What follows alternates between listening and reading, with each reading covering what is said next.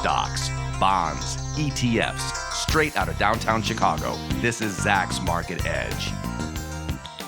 Welcome to Zach's Market Edge, the podcast about investing in your life. I'm your host, Tracy Brynick, and this week I'm joined by Zach's chief equity strategist and economist, John Blank, to talk about what's going on in the economy. Are we in a recession? Is one coming? This is our usual topic that I always have John on for. You think it never really gets old, though, and we are in a more interesting time period with the Fed raising those rates. So, John, welcome. Tracy, good to be here again. Yeah, this is a key one, I feel, because we did just have the Fed do the 75 basis points. So that was pretty dramatic, and they seem intent on continuing forward at least somewhat aggressively again in July, depending on the data. And then we'll see in September, because they're going to take a little bit of breather there in August to let everything kind of gel. And then we'll see in September. But all I keep hearing about is some people saying, oh, we're not even going to get to September. We're not going to have raises in September because we're already in a recession and the Fed won't have the guts to continue raising rates in the face of actual, recessionary data that'll be coming in. So what do you make of all this, action going on, and what is happening about a recession? Okay, Tracy, what level is the Fed funds rate at right now? I want to see how much of reality you're aware of. It's at 175. Right, 1.75% on the federal funds rate. What is the 10-year Treasury at today? The last I saw was at like 3.3 or thereabouts. 3.3%.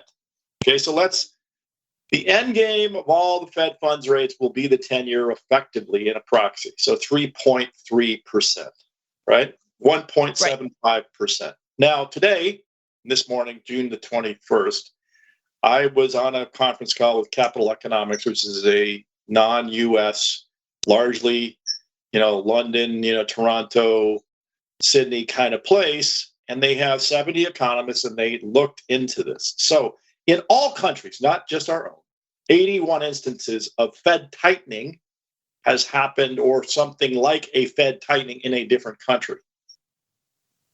In those instances where the tightening went up to 200 basis points, but not beyond it, there were no instances of recession. None, period. Right? So wow. 1.75, Tracy, what does that say? Is there a chance we could have a recession at this level? Zero. I want to be very strong about this. Yeah. Zero. There is a unemployment rate of 3.6%. There is no indication in the payrolls that there is a recession, either in the unemployment claims. There is no also in the industrial production or in any of the final sales data. Well, let me just inject real quick there.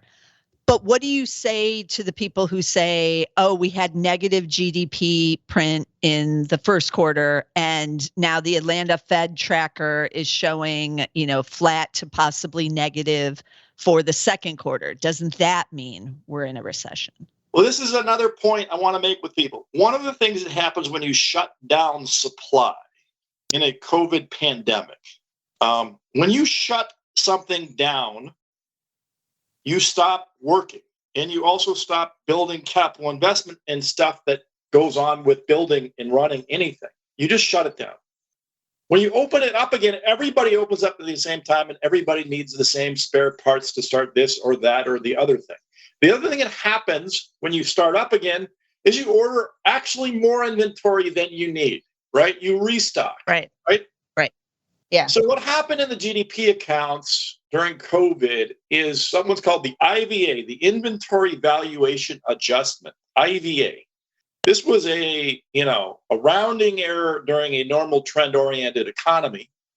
Typically, I never even paid attention to it. During and after the COVID pandemic, it became extraordinary. Inflation was one of the outcomes because you had prices moving to, I'll pay more for that thing because I want it. I want to stock it, or I need it so I don't get caught in an area where I can't run something. So there was more supply shortage created by all this and inflation, and then people just literally built or accumulated lots of inventories to work around supply chain problems, right?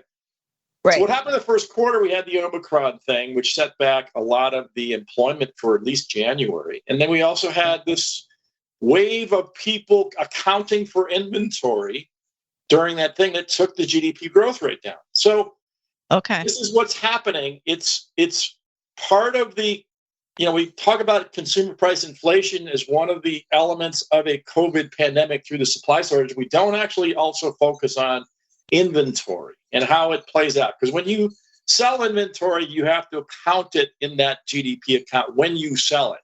So if you sell it, then you count it. And this is like a LIFO, FIFO thing. And, you can get, as you know, in company reports, you can get a negative, earnings report because someone had to LIFO or FIFO some kind of adjustment, right? Same thing happens in GDP accounting. It's in but the thing is different is, again, it was extraordinary. And it took me a long time to understand, to quit ignoring the IVA just because I used to ignore the IVA. Right. Now, this gets to the second point is, back to the Fed funds rate. When, in those 81 instances, Tracy, when the Fed funds rate went between 200 and 400 basis points, which is, by the way, back to your point on the 10-year at 3.3% of the ultimate right now, that is within that range. There was 35% chance of a recession happening in hindsight, 1 out of 3 times, right? Okay. Yeah. If it gets more than 400 basis points on Fed tightening, which is a possibility because they may well exceed the neutral rate because they want to crank down inflation. So the other thing we need to understand here is there is a very strong case for a recession if the Fed does not get inflation under control, because they will go over 400 basis points. If they do that, Tracy, here's the language. There is always a recession. Okay. No. 0 to 200, there is never a recession. 200 to 400, 35% of the time there is one.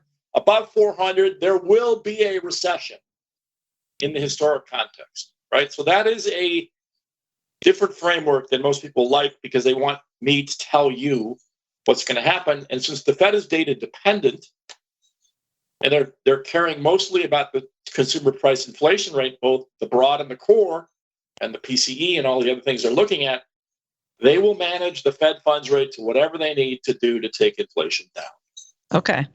Yes, I definitely agree with that. So that would mean the some kind of increase in September is likely still on the table unless we see inflation, start to dramatically drop. Correct. That is the correct language. You spoke perfectly to it, which is they will raise rates unless the CPI definitively shows broad decreases in inflation. It won't be category specific. It'll be like, okay, the broad and the core are down 1.5 because some of the supply chain shortages are working out quicker than we thought. The oil prices are falling. Some of the transportation issues are improving, and therefore we don't have to move as fast. They will do that, but only if the inflation rate does that from the perspective of broad changes, not narrow changes where they can look into it and say, oh, that doesn't really show us slowing the economy down. So still a lot of uncertainty out there.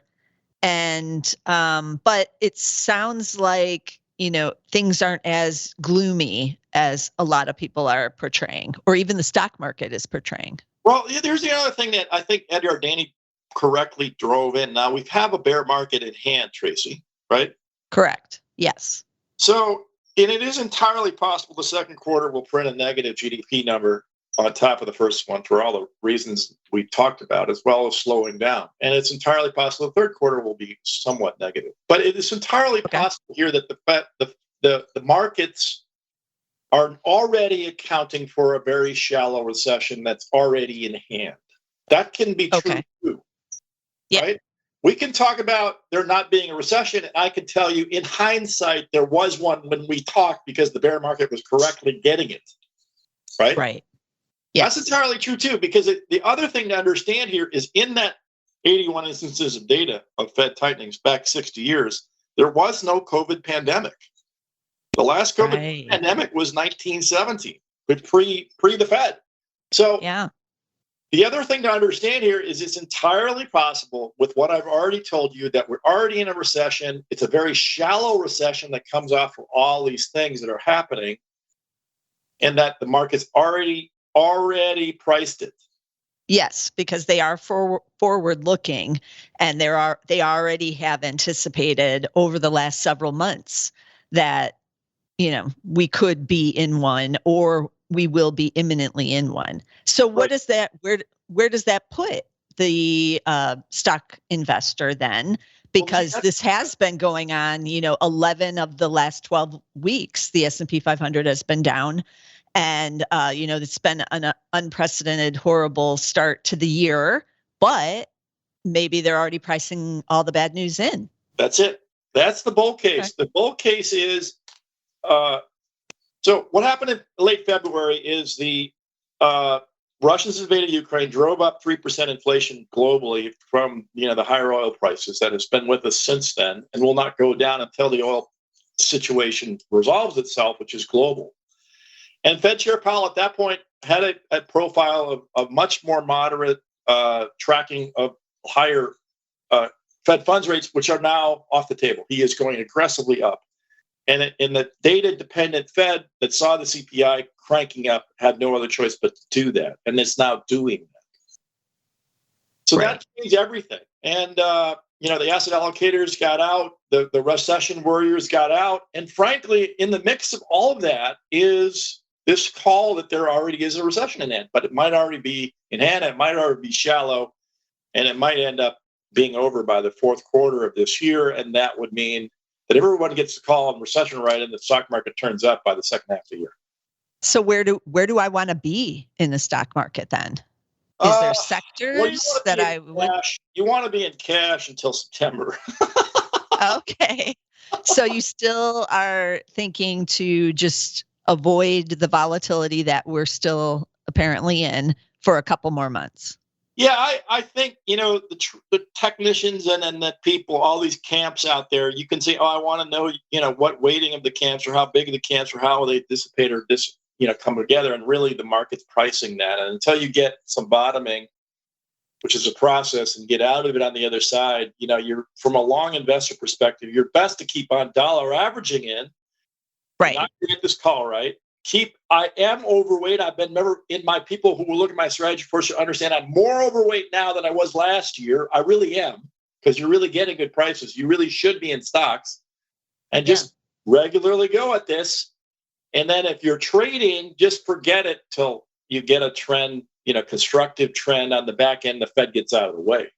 But is there areas that you feel, come September, people should start accumulating in, and areas where they should stay away? So, for instance, I've been watching the various retailers because I happen to like that sector, and it's been getting killed, obviously, because if we're in a recession or we're going to go into a recession, or everyone thinks the consumer is going to pull back on all their spending because of the inflationary pressures, then I don't want to own even the best of the retailers. But they've all sold off pretty sharply.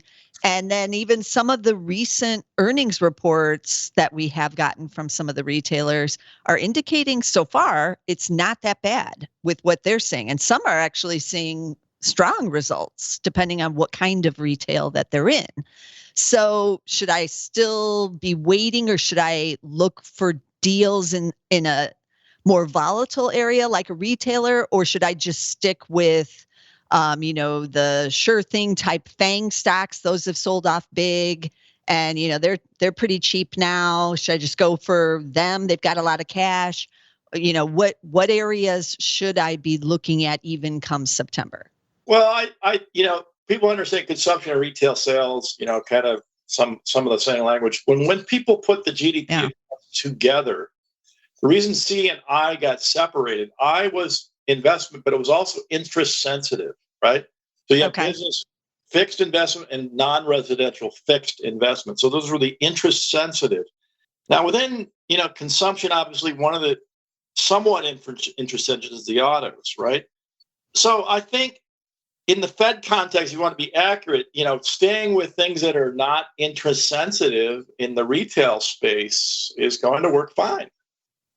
Incomes we have very strong workforce. People have a lot of savings and they're done dealing with this COVID pandemic and they're ready to move. So I think if it's not interest sensitive, it's going to be a surprise to the upside. If it is interest sensitive, that's a different discussion. So, yeah, you mentioned interest sensitive is definitely things like autos, but it could be like home renovations, right? You might have to take out a loan to put in that new kitchen or something. So would be a negative for a company like a Home Depot or a Lowe's, right? It may or may not be. I mean, you might decide, well, look, I can't afford to move, so I'll start renovating. Okay. Yeah, that's true. I think in the interest sensitive space, you got to be very careful with too much speculation without, looking through the references of what people are telling you. And you saw it on a Lennar call this morning, and you can speak to it now, but you were not that bearish after you got off it. No, it was interesting. They did give a lot of detail on their various markets and what was happening in each of those. And they reminded everybody on the call that even within those markets, there's certain communities that are doing better for whatever reason, location or price point than other communities. So you have to really drill down. But some of the areas where they are seeing slowdown, so they're a national home builder, Lennar, ticker LEN. And so it's a good way to figure out or see kind of what is going on out there with these now 6% mortgage rates. Now, this was on their second quarter, which ended at the end of May, but rates jumped into the 5s by May. So they have a pretty good indication on like what is happening in each of these markets. But it is so specific on the underlying economies in each of these. So it's not even just the U.S. economy as a whole. It's what is going on in your particular city and what kind of jobs are there even. So for instance, they talked about Raleigh, and that's been one of the hottest markets. A lot of tech workers have moved there, the ones who can work from home. They left the Bay Area. A lot of them moved to Raleigh. It's like a sister city. But Apple is opening up that second headquarters type place there. That's going to be a lot of jobs on the tech side. And so they've been booming. One of the big winners in the housing market, at least for all the home builders. But they said that they've seen a significant slowdown here in June in Raleigh based on the 6% rates because of layoffs in the tech industry, which aren't even that big yet. But perhaps, some of those working from home who are now living in Raleigh maybe have gotten some of these layoffs at some of these fintech companies and whatnot that have started laying off, even like Coinbase and some of those probably had big work from home. But so they focused on the tech industry softness in Raleigh, which you wouldn't really think about. But the Bay Area, which is all mostly tech, is not seeing as significant of the slowdown for whatever reason. And some of the others that are also seeing a bigger slowdown, it's tied to, they said, the stock market decline. So Austin and Seattle are both seeing some pretty good weakness here based on stock market declining and also on stock compensation.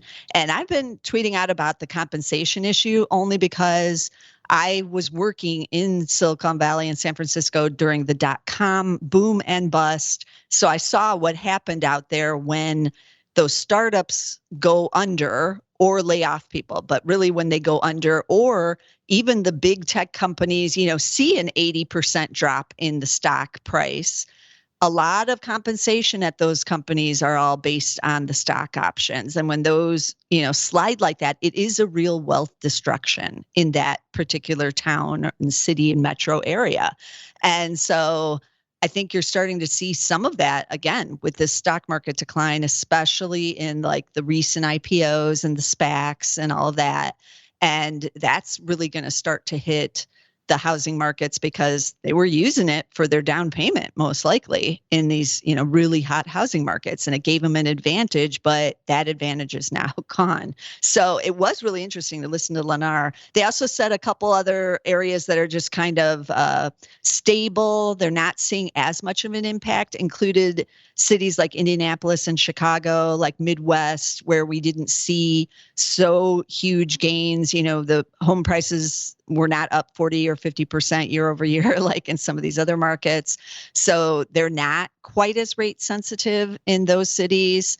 So I feel like the rest of the economy, as it slows with these Fed increases, is going to be similar to what Lennar was telling us, because it's not going to hit every city the same way. It's going to depend on how diverse, the economy is in those particular cities. And, because even with the Fed trying to slow everything, there's just going to be certain areas that don't slow. So, Dallas was on the list, I believe, of the areas that are not seeing much impact, but they have huge oil and natural gas, huge energy industry and the jobs there. And now those stocks are still holding up well. So the stock compensation is working in that regard. The same with Houston. I don't think they even mentioned Houston, but I'd be surprised if we see much slowing because what's happening with commodities in the energy complex. Same with agriculture. You might not see as much slowing in a city like St. Louis that has Monsanto and Bunge, or Chicago because of our big food and agriculture industry here. So yeah, I think it's very difficult for, not just the Fed, but even stock investors to kind of figure out what's going on out there and how or what's going to happen as these rates rise. Yeah, you did a good job of basically pointing out if we get 200 to 400 basis points of Fed tightening, which is what the 10-year is projecting, it's a crapshoot. Yeah. It's not like it's right. not going to happen, but it's not like it might be already priced in and it might not be affecting you at all. Right. And that's exactly the way you got to look at it. It's going to be a Fed-driven market until we get towards whatever they get to. And as soon as they stop raising it for data-dependent reasons, the bull is going to rally like you wouldn't believe. And by the way, You're not going to know that. They're not going to tell you. I'm not going to tell you. We're going to do another one of these podcasts late after they did that. Right. For sure. But what happens if, say, that CPI starts to drop finally? We don't, what happens when we get that first CPI and it's under 8? Won't we see like a huge rally off of something like that? Yeah, I would think. There'll be plenty of people who want to cover shorts first. Yeah. We've seen some record short, the shorting, when you get 10, 11 weeks down in a row, shorting is getting to be, really easy. So the short covering will be really quick, and the short bear rallies out of short covering are going to be fierce all summer. So the other thing to realize is we can get a bull market in a bear rally for 2 months here because we get sold off so badly, and that won't be an indication this is over either, right? Right. The big investors will not get in. The short covers will get out, but the big investors will not get in until this whole inflation thing gets put to bed because the Fed gets out. What do you make of the banks here? We've talked about the banks many times on this podcast when we talked about what the Fed is doing, recessions, all of that. And I'm still waiting for the banks to do something, but they just keep getting cheaper. They keep selling off. Is this a real buying opportunity in the banks with these rates rising? Here's that. See, this is the recession problem. It's the rates are making more profits for the banks, but the recession idea is creating more loss reserves for the banks, right? Right. So the latter is dominating the former until it doesn't. So again, if you want to buy the banks, it depends on your recession call. If you think we're going into a deep recession, then forget what the Fed does it or what Fed doesn't do. It doesn't matter. You don't want to own the banks at all. They'll go lower. Right. If you think this is going to be a shallow recession or not one that affects the banks that much, and they can really get through the Fed funds rate hikes because all their customers are flush with cash, the delinquencies are a lot lower, then you want to buy them. So again, it's a story of you thinking about this, and in general, you thinking about this is going to be worthless. So you got to wait till the banks turn around. Okay. Should we be looking at the largest banks still, like a JP Morgan or Bank of America? Should we look at, For sure. Okay. Yeah, Okay. I think, if I were just, look, at the end of the day, if you can pick up a JP Morgan with a good dividend payment or a really strong read or something in this environment and pick up a dividend payment, and write it out for an income investor, just, do it over 2-3 months, right? Buy a little bit of your JP Morgan in June, a little in July, a little in August. That's probably the way to go. Okay. That sounds like having a good plan is important. Yeah, and also just being really agnostic about how smart you are. I mean, look at it and say, okay, I'm buying JP Morgan. It is cheap. I'm going to buy a little bit of it in June on the 15th. I'm going to buy a little bit on the 15th of July and a little bit on the 15th of August. And I do not care what the market's doing on that day. Okay. Now, you haven't mentioned at all, the FANG stocks that I mentioned earlier. Should investors be diving in here, or is that now over? I mean, we have some of them down 50% or more. Yeah, I looked into this. I've been working on some podcasting for YouTube on this whole, style change from large to small to mid and what happened. And really what's interesting is over 25 years, you were way better off holding mid and small cap stocks. Over the last 10 or 12 years, you were not. Profits really did accrue to the bigger stocks, and it really was no gain to owning small stocks in that last 10 or 12 years over. You got a better risk and a better return profile out of large cap stocks the last 12 years. Now, the question that also remains to be answered here is, in a post-COVID environment where all this internet stuff got a final surge and everybody pulled forward 5 years of sales, is it now the end, maybe the true end of the 20-year internet bubble, right? And these companies are basically over. And I don't want to make that call. But the first thing it's going to learn is that going to small caps, if there's a recession, going to not work because they're going to go down even more. But then on the back end, if there is growth in a different environment, then the small caps will, and the mid caps may well be the spot of all, because $4 or $5 billion market cap companies that have good niches and are well capitalized are maybe the spot to be in. Yeah, the small caps are getting, real battered here as well, along with everything else. But it could be a real buying opportunity in some of those, is what you're saying. Absolutely. I mean, again, if you want to buy broad indices, and again, you want to have a long horizon and you want to allocate in over multiple months, because no one's going to get this right. But the valuations are there for you. And that, again, I hate to be bullish when everybody thinks I should be bearish, but that's exactly the advice I should be giving. That's hard to hear for most investors, though, because we all base our investing on what has worked for us in the past. And a lot of investors, have entered into the FANGs or the FANGmen stocks in the last, 5 to 8 years. And it's been great. And now they don't want to see it ever end. So it's hard psychologically to think that it has ended. Yeah, and I also don't think there is a visibility to a better trade, Right, correct. As I've looked into it, I just cannot tell you with any great, resonance that I got the next play. I really don't. I mean, I think it could happen. Like, again, it depends on getting a lot of things out of the way, like the Fed and the growth rate and all this stuff. And more or less, I think you build cash till the fall on any of this, because we need to see the play, and we need to see the institutional investors get in on it, and then we got to follow them in. So commodities have been running, as you know, for the last 18 months. Is that trade over? I'm thinking it is. It just ran too far. I wouldn't certainly be buying energy stocks. We've seen the distribution going on. Everybody's getting out and taking their profits off for the last few weeks. For sure. And that's just telling you, you just got to understand the institutions are already booking their profits and forgetting them. The turn is already in for them as far as they're concerned. Yeah. I mean, I don't blame anyone taking their profits in this type of market conditions, though. Yeah, exactly. You take your profits out of whatever's working and then go to cash and let this thing play out. I think they're not rotating back in. I think they're just building cash reserves out of their winners. Any other advice?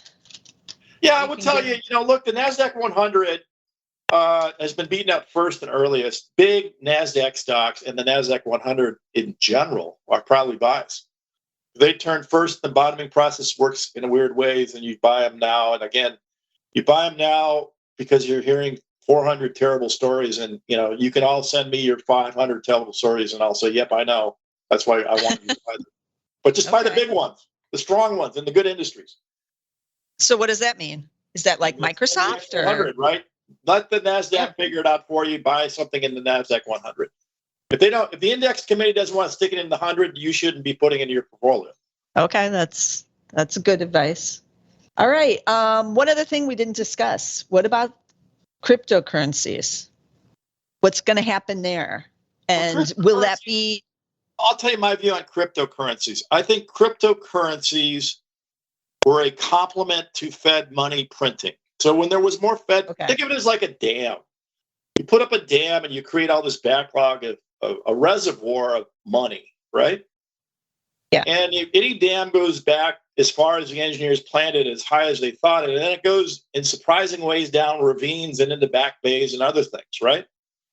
Right. And I think basically in the environment of zero interest rates and massive trillions of Fed liquidity, there was a back bay that was created to basically, run up some of the speculation and collect it in a crypto bay, right? Yeah. So now that the Fed's letting the water go over the dam and lowering the whole liquidity environment, that back bay gets drained first, right? And it goes down with the Fed. I think the real massive misinterpretation of crypto is it was some kind of competitive alternative to the Fed and to alternative assets and everything. And in fact, it was just a back bay that was highly beta correlated to whatever the Fed money printing did. Yeah. Quantitative tightening is the worst environment for any crypto.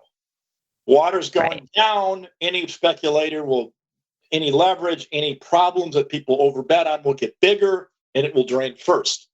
So you would stay out of that. Based on what you just said.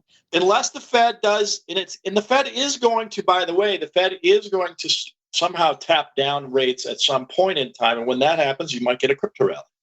Yeah, a lot of people think it's going to happen by the fall. On my Twitter feed. That might be. If the Fed is everything for crypto, then the Fed might get back in the game once they get inflation out of it.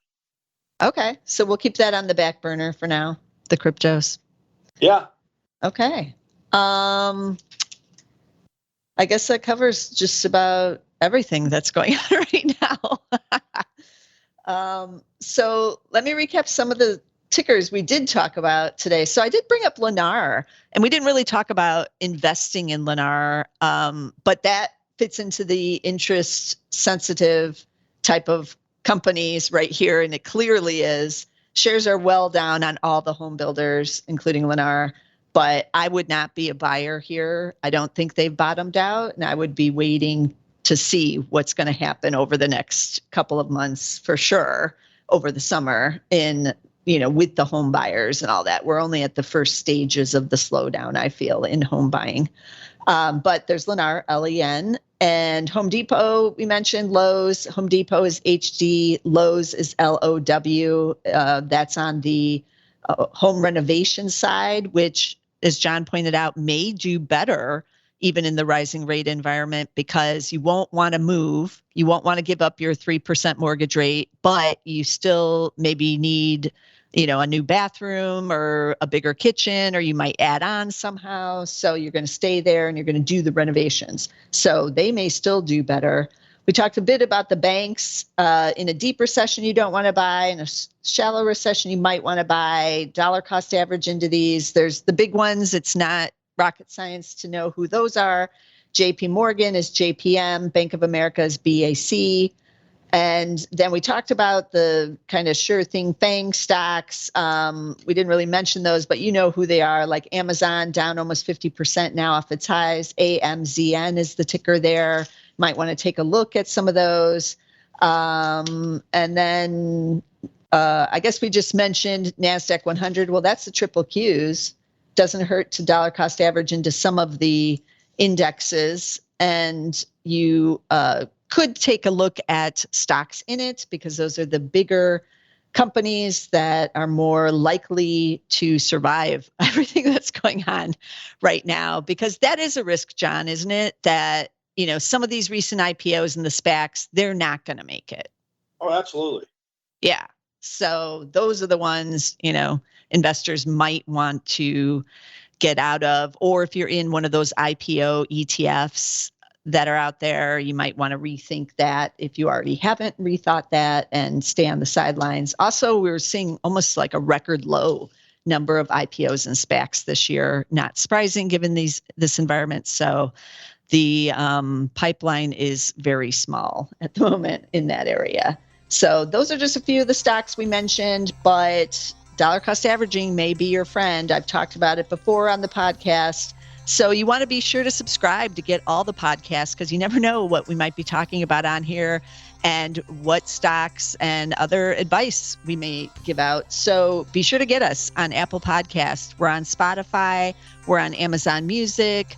We're also on SoundCloud, of course. And be sure to get us somewhere. And we'll see you again next week with some more stocks.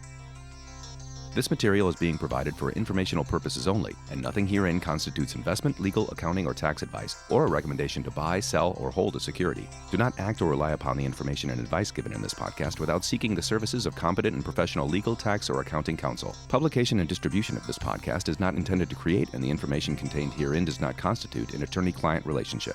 No recommendation or advice is being given as to whether any investment or strategy is suitable for a particular investor. It should not be assumed that any investments in securities, companies, sectors, or markets identified and described were or will be profitable. All information is current as of the date herein and is subject to change without notice. Any views or opinions expressed may not reflect those of Zacks Investment Research as a whole.